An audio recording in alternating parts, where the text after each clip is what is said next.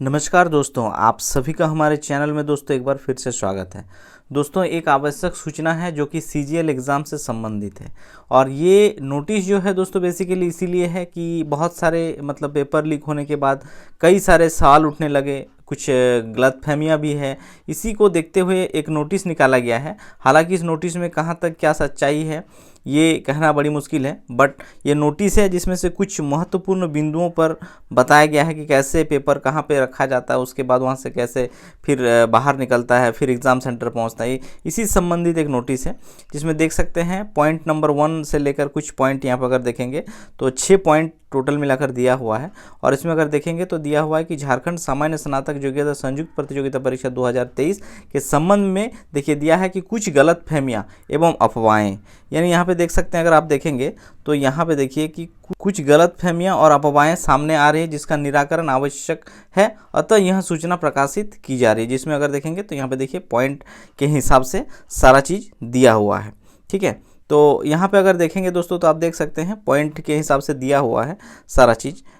इसमें अगर देखेंगे तो दिया हुआ देख सकते हैं कि जैसे कि पूर्व प्रकाशित आवश्यक सूचना था 15/11/2023 को जारी किया गया था, जिसमें सारा डिटेल्स के बारे में बताया गया था।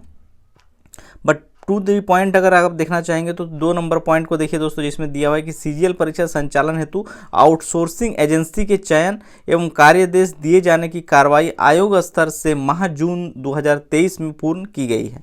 यानी जून महीना में ही जो वीडियो कॉन्फ्रेंस था वो कंप्लीट हो चुका था, एजेंसी का ये चयन हो चुका था।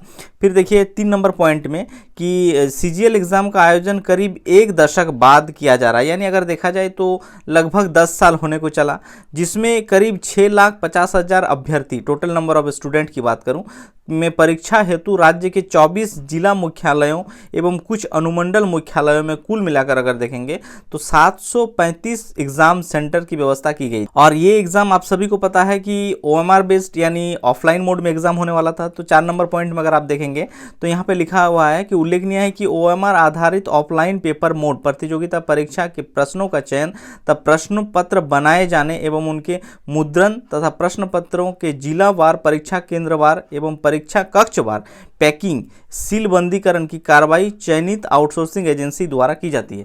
यानी सिंपल सी बात है दोस्तों कि एजेंसी ही सारा चीज़ ये करता है। जैसे जिसमें से अगर देखेंगे तो देखिए पेपर मोड यानी होने के बाद प्रश्न पत्रों का चयन, कौन सा प्रश्न चयन होगा, पेपर जो में क्वेश्चंस आते हैं तो उसका चयन एजेंसी करता है। प्रश्न पत्र बनाए जाने में उसका मुद्रण, प्रिंटिंग भी वही लोग करता है। प्रश्न पत्रों का जिलावार हर जिला में भेजना, फिर परीक्षा वार भेजना, तो ये सारा काम जो होता है दोस्तों एजेंसी के द्वारा ही किया जाता है। तदुपरांत सभी परीक्षा सामग्री आउटसोर्सिंग एजेंसी द्वारा सीधे रांची जिला कोषागार में जमा कराई जाती है। तदनुसार 28/1/2024 को संपादित होने वाली परीक्षा हेतु सभी जिलों के लिए परीक्षा सामग्री रांची जिला कोषागार में सुरक्षित रखने एवं जिलावार वितरण करने हेतु आउटसोर्सिंग एजेंसी द्वारा दिनांक 22/1/2024 और 23/1/2024 को सीलबंद अवस्था में रांची कोषागार को उपलब्ध कराई गई थी। ठीक है। परीक्षा के संचालन हेतु 23/1/2024 एवं 24/1/2024 को उपरोक्त परीक्षा सामग्री सभी जिलों के प्राधिकृत दंडाधिकारी को सीलबंद अवस्था में वितरित कर दी गई है। तो ये सारा प्रोसेस जो है दोस्तों इसमें बताया गया है। जिन दोस्तों को देखना है इसका पीडीएफ मैं टेलीग्राम चैनल में डाल दूंगा, आप टेलीग्राम में भी इसको डिटेल्स में देख सकते हैं। तो कुल मिलाकर यही है दोस्तों कि इसमें यही बताया गया है कि ऐसे ऐसे देख सकते हैं। अगर छठा पॉइंट में है कि 28/1/2024 को आयोजित 3 पालियों में परीक्षा रद्द किया गया और 4 को निर्धारित परीक्षा स्थगित किया गया। उपरोक्त परीक्षाओं का आयोजन 9 निर्धारित तिथियों आयोग की वेबसाइट पर यथाशीघ्र प्रकाशित की जाएगी। हालांकि इसमें जांच किया जा रहा है, जो भी दोषी पाया जाएगा उसके ऊपर जो भी कार्रवाई है, कानूनन कार्रवाई किया जाएगा। तो इसी से रिलेटेड ये हालांकि दिया है, चूँकि मामला बहुत तूल पकड़ा, इसके बाद इस तरह से ये बताया गया है, यह नोटिस है। और जिन लोगों को देखना है पीडीएफ मैं टेलीग्राम चैनल में डाल दिया हूँ, आप टेलीग्राम चैनल से इसको देख सकते हैं।